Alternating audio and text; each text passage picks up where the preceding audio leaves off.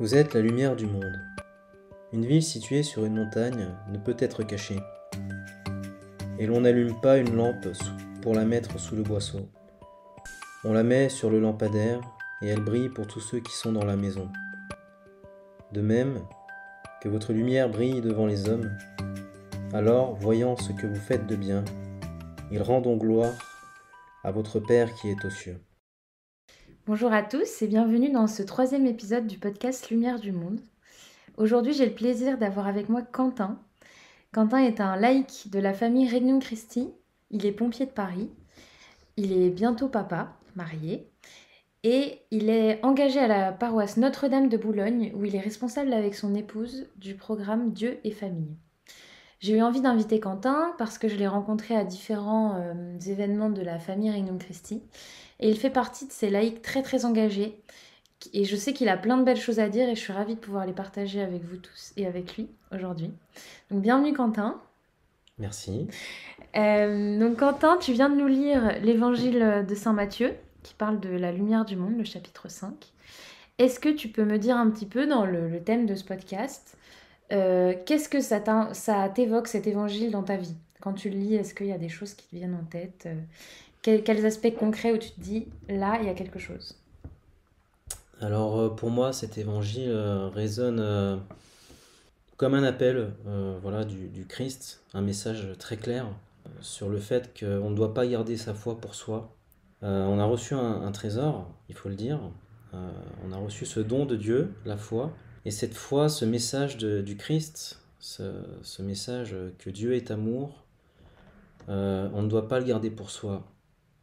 Voilà, on doit être la lumière du monde. Non pas par orgueil, mais par devoir, parce que Dieu nous le demande. Et voilà comment je comprends cet évangile. Donc la lumière, dans un monde où il y a déjà beaucoup de lumière, mais nous, on doit être une lumière particulière, parce que des lumières, on en voit un peu partout, il y a beaucoup de choses qui brillent. Et du coup, toi, cette lumière, qu'est-ce qu'elle doit mettre en valeur? Parce que tu as parlé d'un trésor qu'on reçoit de la foi, mais auprès des autres, cette lumière, elle doit les mener à quelque chose, mais elle ne doit pas les aveugler non plus, donc je suppose qu'il faut un peu doser l'éclairage. Mais pour toi, qu'est-ce que tu as envie de mettre en lumière en fait? Vous êtes la lumière du monde. Qu'est-ce que ça signifie pour moi? Être la lumière du monde, ça veut dire déjà que Dieu nous appelle, que le Christ nous demande d'être la lumière du monde. Il nous affirme, vous êtes la lumière du monde. Donc il s'agit véritablement d'une mission, voilà, d'une invitation et d'une mission. Cette mission qu'on a reçue le jour de notre baptême. Et je pense que chacun de nous, on doit prendre conscience de cette mission. Et aujourd'hui, encore plus, parce que on est dans une société qui a besoin de lumière. On est dans une société qui a besoin du Christ, qui a besoin de la vérité, parce que l'homme est fait pour Dieu, et que lorsque l'homme se coupe de Dieu, l'homme se perd. Voilà, tout simplement. Donc on est la lumière du monde, et de fait, on n'est pas lumière de nous-mêmes et pour nous-mêmes. On est lumière euh, par le Christ et pour les hommes. Voilà, il y a aussi ça, c'est cette idée que euh, on ne brille pas par nos propres mérites, on ne brille pas par nos propres forces, on brille tout simplement parce que le Christ nous donne la force, nous donne euh, le chemin à suivre, que Dieu nous donne les grâces. Voilà, on brille non pas par nos propres mérites, mais par la grâce. Et si on se coupe de la prière, si on se coupe de Dieu, si on se dit que on est lumière de nous-mêmes par nos propres forces, eh ben on va se tromper quoi, parce qu'on sera pas dans la vérité. Donc il y a cette nécessité de toujours être en union avec Dieu pour être la vraie lumière. Sinon, c'est de l'orgueil. Alors, quand je t'ai présenté, j'ai donné plein d'informations qui, je pense, je pourrais passer 2 heures sur chacune d'entre elles. Mais donc, tu es pompier de Paris. Oui. Est-ce que, déjà, comment t'as voulu, comment t'as choisi ce métier? Comment ça t'est venu? Est-ce que à l'époque, déjà, t'avais une foi très forte ou c'était différent? Et pour toi, Est-ce que, en fait, être pompier de Paris en étant chrétien, c'est différent de tes autres collègues qui ne le sont pas dans ton travail de tous les jours? Est-ce que tu vois des choses où tu es particulièrement appelé là à vivre comme disciple du Christ? Ou est-ce que finalement, bah voilà, c'est un métier qui est très tourné vers l'autre, vers l'humain, donc tu te dis, bah, on est un peu tous à la même école et on fait un effort collectif. Alors comment m'est venue l'idée, comment m'est venue cette envie de vouloir être pompier, et plus particulièrement pompier de Paris? Je pense que ça remonte aux alentours de mes 11-12 ans, voilà, tout début d'adolescence, avec une sorte de fascination, une fascination certaine pour ce métier, qui dégage beaucoup de choses, beaucoup de valeurs aux yeux des jeunes garçons qui sont en quête de devenir quelqu'un. Donc à cette époque-là, j'étais dans ce schéma-là de construction, de devenir quelqu'un plus tard. Mais qu'est-ce que ça veut dire devenir quelqu'un?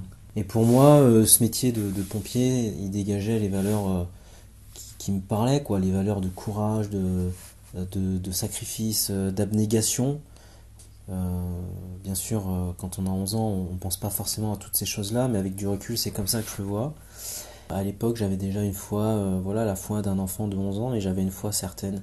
J'étais déjà, voilà, servant d'hôtel, mes parents allaient à la messe tous les dimanches. Donc j'ai grandi dans cette foi catholique. J'ai eu cette chance de grandir dans un foyer catholique, avec des valeurs profondément chrétiennes, d'où cet attrait aussi, je pense, pour ce métier. Et voilà, ça c'est le côté vraiment valeur que dégage le métier de pompier. Il y a aussi le côté urgence, intervenir dans des situations périlleuses, exceptionnelles parfois, aller là où les gens fuient pour sauver des vies, pour voilà, sortir des gens par les fenêtres des immeubles en feu, enfin tout ce qu'on peut voir dans les reportages. Et mais aussi voilà cette idée très présente de consacrer une partie de ma vie, de consacrer une partie de ma personne pour le service des autres. Voilà. Et, euh, et voilà, donc ça c'était je pense, l'explication à pourquoi j'ai voulu faire ce métier. Et pourquoi pompier de Paris? Parce que j'ai toujours été attiré par le côté élite de ce corps, qu'est la brigade de sapeurs-pompiers de Paris, qui est un corps d'élite, selon moi, qui est un corps qui a été créé en 1811, donc qui est fort d'une tradition importante, et qui est militaire, donc avec ce côté militaire qu'on ne retrouve pas forcément chez les autres pompiers, qui est, euh, qui est selon moi un atout certain sur intervention. Et encore une fois, le côté militaire, les valeurs de l'armée qui se rapprochent de manière très explicite aux valeurs, aux valeurs catholiques, aux valeurs que m'ont enseigné mes parents et que j'ai pu vivre ensuite en me construisant en tant qu'individu, en tant que jeune homme. Voilà, le sacrifice ultime, euh, qui est très présent chez nous, hein. Cette idée de sacrifice ultime, de donner sa vie, voilà. On est tous préparés. Et, euh, et voilà, et c'est là qu'intervient, pour moi, c'est là qu'intervient ma foi. C'est-à-dire que qui que nous soyons chez les pompiers de Paris, on est tous prêts à faire ce sacrifice, quelle que soit son, son origine sociale ou ethnique ou religieuse. On est tous prêts à faire ce sacrifice. Euh, mais pour moi, là où il y a une différence, euh, si j'avais pas eu la foi, je pense que tout ça n'aurait pas eu de sens ou du moins aurait eu un sens complètement différent. Voilà, parce que le fait de croire que Dieu a envoyé son Fils pour, euh, pour partager notre condition humaine, pour partager notre souffrance, pour être présent dans cette souffrance, pour, euh, pour nous avoir montré la voie, le chemin pour accéder au salut. Si j'avais pas eu cette foi-là en la personne du Christ, ça aurait été complètement différent. Il y aurait eu moins je pense, dans ma manière de vivre au quotidien les interventions, il y aurait eu moins de profondeur. Voilà. Et, euh, et c'est une certitude que ma foi m'aide tous les jours à vivre les interventions quelles qu'elles soient. Voilà. Ça n'empêche pas la lassitude, voilà, la fatigue physique, mentale, qui s'installe. Voilà, forcément, au fur et à mesure des années, c'est un métier qui reste quand même usant. C'est un métier qui est usant, mais pour moi, c'est un métier magnifique parce que j'ai énormément appris sur moi-même. J'ai appris énormément sur ce que voulait dire le mot service, le mot charité. Euh, et voilà, et le fait d'avoir la foi également, ça me fait voir mon métier comme un chemin de sainteté. Voilà, je pense qu'on a plusieurs chemins de sainteté euh, dans notre vie, dans notre existence. Le Seigneur nous met des choses, des personnes, des situations, des moments pour nous attirer à lui. Euh, et pour moi, voilà, de vivre ce métier qui est quand même particulier parce qu'il est très engageant. Il engage énormément de choses. Il engage la vie de famille. Il engage voilà, sa propre vie. Le fait d'avoir la foi, eh bien voilà, ça m'a permis de vraiment voir ce métier que j'ai accepté avec grande joie il y a maintenant 10 ans, comme un chemin de sainteté. Voilà, parce que il y a des combats, j'ai des combats hein, quand je suis fatigué, quand des fois on vit des situations dramatiques. euh, il y a des combats qui s'installent, mais j'ai compris une chose grâce à ce métier, c'est que le Christ n'était pas venu, enfin Dieu n'avait pas envoyé le Christ pour nous apporter forcément les réponses au pourquoi de la souffrance, qui est une question légitime que chaque homme se pose, mais il est venu remplir cette souffrance de sa présence. Et le Christ a souffert, a partagé notre condition humaine, il a souffert sur la croix, euh, justement pour ça, je pense, euh, pour, euh, pour que dans nos souffrances humaines, on puisse trouver Dieu. Voilà. Parce que Dieu est présent dans nos souffrances. Et ça, j'en suis certain. J'en suis certain. C'est vrai que les gens ont souvent des fausses représentations sur plein de métiers, hein, mais oui, c'est vrai que moi j'ai connu plusieurs pompiers justement qui m'ont raconté qu'il y avait aussi beaucoup de parties sociales.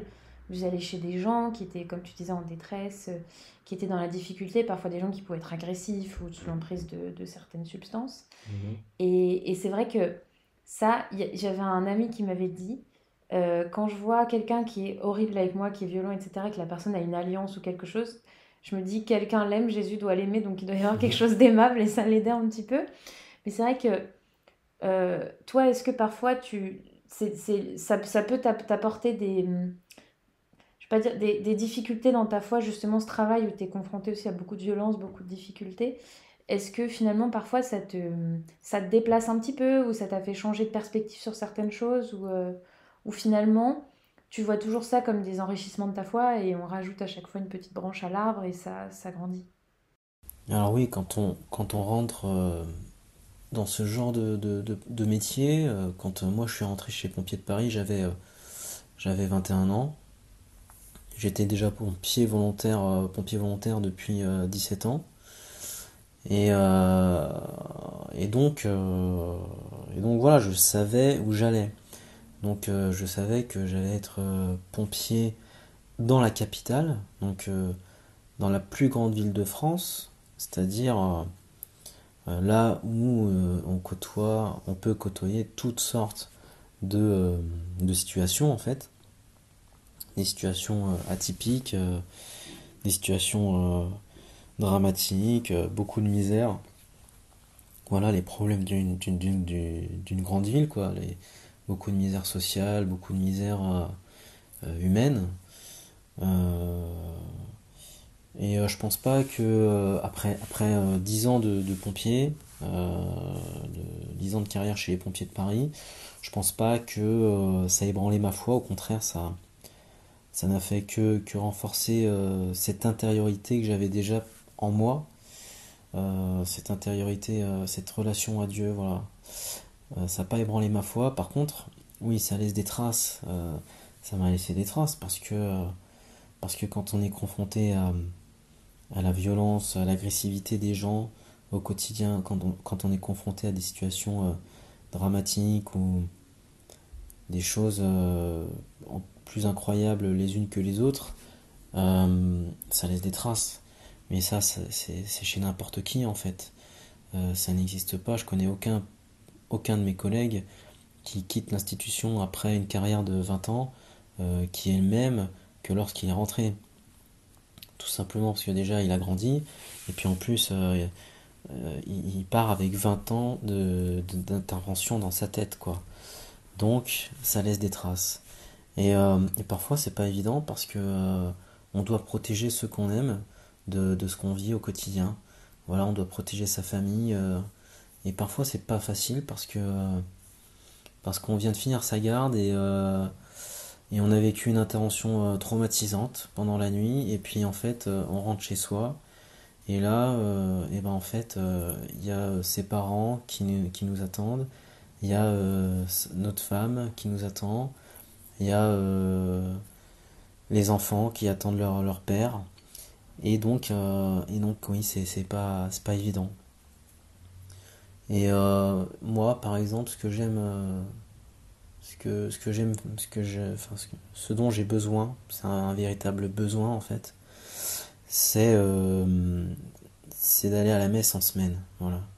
Euh, j'aime aller à la messe en semaine et j'ai besoin d'y aller. J'aime aller aussi à la rue du Bac quand je quitte ma garde. Voilà, le matin, quand je quitte ma garde, j'aime bien passer faire un petit crochet à la rue du Bac, à la chapelle de la Médaille Miraculeuse, parce que c'est un lieu qui porte énormément. Et c'est un lieu où j'observe les gens aussi. J'y vais prier la Sainte Vierge, j'y vais prier le Seigneur, mais j'y vais aussi et j'observe les gens. Et ce qui est magnifique dans ce lieu, c'est que on voit des gens de toute horizon, de toute origine, et on voit des gens qui souffrent, des gens qui pleurent, des gens qui viennent seuls, des gens qui viennent en couple, des gens qui viennent en famille. Et on voit des laïcs, on voit des religieux, on voit vraiment tout le monde, quoi. Et c'est un lieu où il y a beaucoup de souffrances qui sont déposées au pied de la Sainte Vierge. Et c'est un lieu où on sent la grâce, vraiment. C'est une grâce qu'on ressent, que moi je ressens vraiment. Au plus profond de moi, je ressens cette grâce dans ce lieu vraiment porté. Euh, pour ceux qui ne le savent pas, la rue du Bac, c'est un lieu d'apparition mariale. Voilà, en 1830, à Sainte-Catherine-Labouré, la Sainte Vierge a demandé à Sainte Catherine de faire frapper la médaille miraculeuse. Voilà, et de s'en remettre au cœur immaculé de Marie. Euh, voilà, donc voilà, c'est très important pour moi d'avoir une régularité dans ma vie spirituelle pour tenir, parce que des fois c'est très usant, hein. Et il y a deux choses qui sont essentielles, c'est l'Eucharistie, voilà, la communion fréquente, et la confession. Voilà, j'essaye de vraiment vivre ces deux sacrements de manière régulière parce que ça marche en fait. Ce qui est magnifique avec le Seigneur, c'est qu'il ne nous demande pas, comme quand on passe un examen, on, on s'entraîne des heures et des heures à faire des problèmes de mathématiques, on s'entraîne à faire des dissertations de français, quand on se prépare à une course sportive, un événement sportif, on passe des heures à s'entraîner, à courir, à nager, que sais-je. Et ce qui est magnifique dans la vie avec le Seigneur, c'est que le Seigneur nous demande pas tout ça en fait. Le Seigneur nous demande juste, reçois mon corps et accepte-moi en fait. Ouvre ton cœur, voilà. Il n'y a pas besoin de faire d'efforts, juste va à la messe, prie et moi je vais faire le reste. Voilà. Et le fait d'aller à la messe et de prier et de se confesser, eh bien ça fonctionne parce que le Seigneur agit. Voilà, et c'est vraiment des piliers dans ma vie spirituelle d'aller à la messe le plus souvent possible, avec mes obligations, bien sûr, avec ma vie de tous les jours, hein. Je travaille, je suis marié, enfin voilà. Mais vraiment d'essayer de toujours placer le Seigneur en premier. Voilà. Pour moi, c'est important et ça me permet aussi de me retrouver dans cette mission que j'ai reçue le jour de mon baptême, d'être un apôtre du Christ. Euh, et ça me permet aussi de me retrouver dans mon métier, dans mes engagements, dans ma vie privée, ma vie de famille. Voilà, ça me permet vraiment de me retrouver avec le Seigneur euh, et, euh, et on a besoin du Seigneur, on a besoin de Dieu en fait. Voilà, on a besoin de la grâce, tous, autant que nous sommes. On a tous besoin de Dieu. Voilà, on ne s'auto-suffit pas, c'est pas vrai. L'homme est fait pour Dieu et l'homme a besoin de Dieu. Donc, euh, donc voilà, j'essaye de vivre ces petits engagements du mieux que je peux. Et puis ça marche quoi. S'il y en a qui doutent, eh ben ne doutez pas. Allez à la messe et vous verrez que ça fonctionne. Alors, continuons. Donc, on a dit que tu étais marié et que tu allais être papa. Bon, on sait que le mariage, c'est un des sacrements de l'Église, c'est un pilier. Comment pour toi cette vocation au mariage, elle est venue enrichir la personne que tu es? Enfin, comment toi tu as vécu justement? Parce que tu parlais tout à l'heure de vocation. Euh, bon, on a une vocation à la sainteté qui est universelle, Mhm. mais comment toi justement ce chemin dans le mariage, ça t'a permis aussi de te construire sur la foi, sur aussi une autre lumière à apporter dans une société où le mariage a plus trop la cote, où c'est plutôt les divorces, où c'est Mhm. la famille traditionnelle est un peu mise à l'épreuve. Euh, Comment on a encore envie de se marier en 2022? Enfin, tu t'es marié un peu plus avant, mais comment aujourd'hui ça a encore du sens pour toi d'être marié, de construire cette famille? Alors, pour être très le plus synthétique possible, enfin le plus clair, moi dans mon mariage, ce que je trouve magnifique, c'est vraiment la présence de Dieu dans ma vie en fait. Mais ça, je m'en suis rendu compte finalement il n'y a pas très longtemps quoi. Euh, Parce que à travers mon épouse, Dieu a pris soin de moi pendant toutes ces années. Moi, enfin ça fait 13 ans qu'on se connaît et donc ça fait 3 ans qu'on est mariés. Et donc mon épouse n'avait n'avait pas de rapport à Dieu en fait avant de me connaître. Et au début, voilà, c'était forcément source de questions quoi. Euh, quand on, Quand on rencontre quelqu'un qui n'a pas la foi et que nous on a la foi, et ben on se pose des questions et on chemine ensemble aussi, mais on se pose des questions on prie, on s'abandonne à Dieu, enfin chacun vit la chose différemment. Et, euh, et voilà, ce qui est sûr, c'est que à travers mon épouse, Dieu a pris soin de moi parce que, euh, parce que elle a toujours été très patiente, notamment par exemple avec mon métier, parce que c'est quelque chose de dur hein, pour une femme d'épouser un pompier de Paris. C'est pas anodin. Il y a beaucoup d'absence, il y a beaucoup aussi de stress, je pense, même si elle me l'avoue pas, mais je pense que quand elle allume la télé et qu'elle voit qu'il se passe quelque chose sur Paris, et ben forcément ça inquiète. Voilà, ce qui est très beau, c'est que notre mariage euh, nous a porté d'une manière que que je ne pourrais pas exprimer parce que c'est, c'est, euh, c'est difficilement exprimable en fait. Voilà, on a eu la chance d'avoir un prêtre que je connaissais donc chez nous vers Saint-Étienne et qui a amené mon épouse à cheminer vers la communion parce qu'elle n'avait pas fait sa première communion. Et donc elle a communié pour la première fois le jour de notre mariage. Donc euh, la communion a pris tout son sens avec, avec le mariage parce que les époux communient, euh, reçoivent le corps du Christ en étant membres de ce corps et une seule chair finalement. Donc ça a été vraiment quelque chose de très fort. Et, euh, et depuis, voilà, on a vraiment reçu une grande grâce en fait. Quand on dit que quand on reçoit un sacrement, on reçoit des grâces, et ben c'est quelque chose qu'on perçoit en fait dans nos vies respectives et dans notre vie de couple. Euh, Dieu nous donne des grâces. Euh, voilà, et le mariage, pour moi, vraiment, c'est un chemin de sainteté en fait. Euh, voilà, ce qui est très, pour moi, c'est un signe. Voilà, mais il y a quelques temps, enfin, il y a quelques années, j'avais lu Histoire d'une âme de Sainte Thérèse de Lisieux.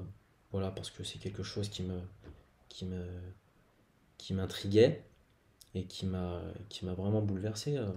Histoire d'une âme, c'est vraiment un livre bouleversant. Et voilà, Sainte Thérèse, j'ai toujours eu un rapport à Sainte Thérèse particulier. Et par Sainte Thérèse, en fait, j'ai découvert ses parents, voilà, Saint Louis et Zélie Martin.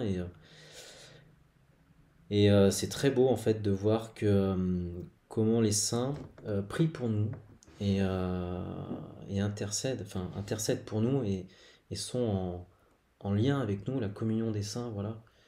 On est une seule église. Donc Dieu nous a donné d'élever des enfants. Donc justement, en parlant d'élever une famille, donc comme je dis, tu vas bientôt être papa.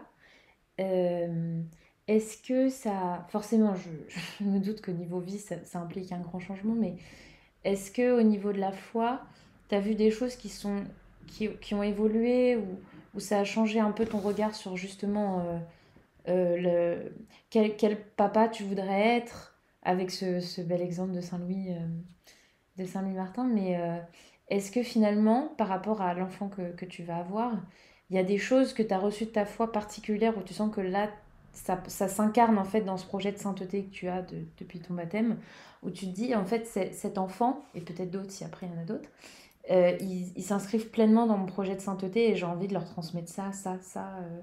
Parce qu'il y a une chose particulière que tu veux transmettre. Bah déjà, pour moi, le plus important, c'est de transmettre la foi à son enfant. Voilà, moi, comment je vois ma paternité. Pour moi, je deviens père déjà depuis quelques mois, en fait. Parce qu'on touche du doigt l'amour de Dieu pour sa création, parce qu'il nous rend participants de sa création, en fait. C'est la mission de toute une vie, de transmettre l'amour, en fait, à son enfant. On n'est pas propriétaire de son enfant. On est juste le passeur. Voilà, on est juste l'intermédiaire entre lui et Dieu. Et en tout cas, moi, c'est comme ça que je vois ma paternité. Voilà, je ne suis qu'un instrument. Mon enfant ne m'appartient pas. Mon enfant appartient à Dieu. Et voilà, et cette vie de famille, cette paternité, euh, pour moi, je veux la vivre vraiment dans cet esprit-là ok, Seigneur, tu as voulu que je devienne père, et ben je me mets à ton service. Et voilà, être un bon père, c'est au quotidien, c'est avec les épreuves et les joies, les souffrances, les peines, etc. Donc voilà. C'est très marial ce que tu dis, parce qu'il y a toujours cette image de la Vierge Marie, du coup, qui accepte d'enfanter l'enfant de Dieu. Elle l'élève, etc. Et ensuite, quand elle le donne vraiment à Dieu qui part en mission, elle le récupère Mm. en bas de la croix. Et finalement, moi, je trouve que ça incarne très bien la parentalité. C'est qu'en fait, on est là du début à la fin, mais tout ce qui se passe au milieu, c'est aussi Dieu qui... Faut être là. Mais c'est Mm. aussi Dieu qui intervient et s'effacer et regarder aussi son enfant cheminer, c'est magnifique. Donc encore félicitations pour Merci. la future Mm. naissance. Et donc, dernier point, tu es engagé dans la paroisse à Notre-Dame de Boulogne avec le programme Dieu et famille. Est-ce que tu peux nous expliquer un peu ce que c'est, pourquoi tu as eu envie de faire ça et qu'est-ce que ça t'apporte? Il y a 3 ans, donc avec ma femme, on est monté vivre sur Paris. Et naturellement, en fait, on s'est rapproché de Boulogne. Enfin, naturellement, pour moi, c'est un signe de la Providence.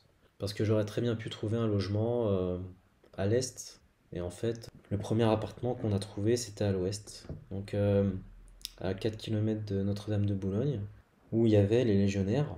Et naturellement, du coup, on s'est retrouvé à Notre-Dame de Boulogne, en fait. Donc, vraiment, ça aussi, c'est très beau de voir la main de Dieu dans notre vie, la Providence. Et du coup, il y a 3 ans, j'ai retrouvé le père Raymond, que je connais depuis 2005. Mm. Donc, entre-temps, il est parti en Irlande, au Mexique, et il est revenu en France. Et donc, après s'être quitté pendant 10 ou 12 ans, je ne sais pas exactement, et ben, je l'ai retrouvé à Boulogne. Donc, ça, c'est pareil, c'est vraiment. Enfin, c'est juste fou, quoi, de voir la Providence dans ma vie. Et le père Roger aussi, hein, que j'ai connu très jeune frère. Aujourd'hui, voilà, c'est mon curé. Et quand on s'est revu avec le père Raymond, donc on s'était vu, oui, pour le baptême de mon filleul, en fait, qui s'est fait baptiser à Notre-Dame de Boulogne. Et là, au baptême, le père Raymond me dit, voilà, j'ai un projet, c'est de faire une équipe de couple. Et du coup, moi, j'ai tout de suite adhéré au projet. On était tous les deux avec Jody, ma femme, donc sur la paroisse. Et donc il y a eu des débuts, on a commencé à faire un groupe au début, Réunion Christi. Et puis il y a eu le Covid, voilà. Donc ben, on s'est retrouvés à faire des réunions à distance, en En visio. visio. Donc c'était vraiment inconfortable. Et en fait, au fur et à mesure, par la force des choses, les couples qui étaient loin de Boulogne enfin, se sont éloignés. Enfin, voilà, le groupe n'a pas persisté. Et là, depuis un an et demi, on a un groupe de paroissiens de Boulogne, en fait. Et donc, actuellement, on est 5 couples. Et donc, ça fait vraiment un an que c'est bien en place. Là, on attaque la deuxième année. Euh, et la première année, donc, on a travaillé sur Amoris Laetitia, l'exhortation apostolique du pape François, sur la joie dans la famille. Et donc c'est très beau parce que on se connaissait pas et puis maintenant on est amis en fait. Parce qu'on parle de nos foi respectives, on parle de nos problèmes aussi. Voilà, on rencontre des personnes qui ont un témoignage extraordinaire de courage, d'amour, de, dans les épreuves. Voilà. Et donc on se rencontre une fois par mois, euh, chez les uns, chez les autres, donc c'est très familial. Et également, le premier jeudi du mois, il y a ce qu'on appelle l'heure sainte. Donc c'est l'exposition du Saint-Sacrement avec des intentions de prière, la lecture d'un évangile choisi, avec une homélie très courte du Père et des chants. Voilà. Et cette soirée d'heure sainte est très, très, très forte, très précieuse, parce qu'on est vraiment en cœur à cœur avec Dieu, en face à face avec le Christ. Et tout notre groupe, en fait, on prie vraiment les uns pour les autres. On sent vraiment la prière des uns pour les autres. Donc c'est très beau. Et le but, voilà, donc de Dieu et famille, c'est de faire plusieurs équipes au sein de la paroisse. Voilà. Je pense il y a vraiment une pastorale des couples. Euh, et en fait, voilà, par la force des choses, je me suis retrouvé, enfin, on s'est retrouvé là-dedans avec ma femme. Et voilà, c'est peut-être un appel du Seigneur en fait. Euh, Ce que je trouve formidable quand je t'écoute, c'est que tu as un métier hyper prenant, hyper fatigant, une vie de couple, une vie de famille. Tu arrives encore à avoir envie d'aller à la messe le matin tôt quand tu es fatigué et à faire des apostolats. Je pense que c'est une immense leçon d'humilité pour nous tous voilà, qui parfois on a des vies beaucoup plus simples, beaucoup plus linéaires et on dit non mais j'ai pas le temps, je suis fatiguée, non non non. Donc bravo, franchement bravo. Merci beaucoup pour tout ce que tu as partagé, c'est vraiment édifiant. Moi, si je voulais inviter Quentin aussi, c'est pour témoigner du fait que l'Église, elle repose aussi sur les laïcs. Et que justement, ces valeurs très belles dont tu as parlé, de l'engagement, du couple, de la famille, ça passe aussi par des couples, des familles qui s'engagent à être témoins, mais qui s'engagent aussi à faire vivre ces initiatives. Parce qu'en fait, comme tu l'as dit, il y a de la demande. Bon, il y a forcément encore plein de choses que j'aimerais te demander, mais là, ça fait déjà 35 minutes, donc on va bientôt conclure. Donc, petite question pour toi, Quentin. Mais je crois que j'ai déjà un peu eu la réponse. Mais quel est le saint que tu as le plus envie de rencontrer au ciel? Et qu'est-ce que tu lui dirais? Le saint que j'ai le Ou plus là, on envie n'est pas sexiste de ici, hein. rencontrer au ciel, je dirais que c'est la Vierge Marie en fait. Oh,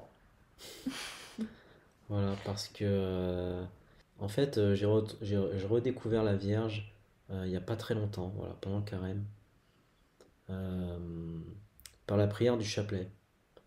Et la prière du chapelet que mes parents font quotidiennement en fait. Voilà, ça faisait des années que j'avais pas prié un chapelet. Et pendant le carême, je me suis retrouvé chez mes parents avec ma femme pour leur annoncer la grossesse. Et en fait, on a prié le chapelet en famille. Voilà, mes parents nous ont dit, si vous voulez, on va faire notre chapelet si vous voulez. Et pendant ce chapelet, il s'est passé quelque chose, voilà, et c'est une reconversion. C'est un retour à Dieu, vraiment qui m'a bouleversé. Et ça a eu lieu avant le troisième dimanche de carême. Voilà, le dimanche où l'évangile nous parle de la conversion, de changer de vie. Et voilà, et pour moi, c'est une certitude que la Sainte Vierge a une empreinte sur ma vie. J'ai pris le chapelet quasi quotidiennement avec mon épouse. Et ce qui est sûr, c'est que quand on prie la Sainte Vierge, euh, eh ben, son fils l'écoute. Et c'est pas pour rien si la Sainte Vierge, à chaque fois qu'elle apparaît, elle a un chapelet dans la main. C'est parce que je suis convaincu, vraiment très intimement, que qu'il faut prier le chapelet en fait. Que c'est une demande de la Sainte Vierge. Elle nous demande de prier le chapelet et elle nous écoute parce que c'est une mère et que une mère, elle est attentive. Et donc voilà, si je devais voir un saint, une sainte, ce serait vraiment la Sainte Vierge. bon, moi je suis Team Sainte Vierge, donc je valide tout ce que tu as dit, priez votre chapelet tous les jours. Bah, merci beaucoup, Quentin. Merci d'avoir donné du temps pour encore un autre truc. Merci. Merci vraiment pour tout ton engagement, c'est un témoignage magnifique. J'espère que ton enfant un jour pourra l'écouter. On va dire mon papa, il a C'est pour dit, ça qu'on il enregistre. passe à la radio. Et donc voilà, vous avez pu entendre le témoignage de Quentin dans ce troisième épisode. On vous retrouve très prochainement avec un nouvel invité. Et je vous invite à prier pour Quentin, pour sa famille et pour son futur enfant qui va bientôt naître. Merci beaucoup. Soyez bénis, que Dieu vous garde bien près de son cœur.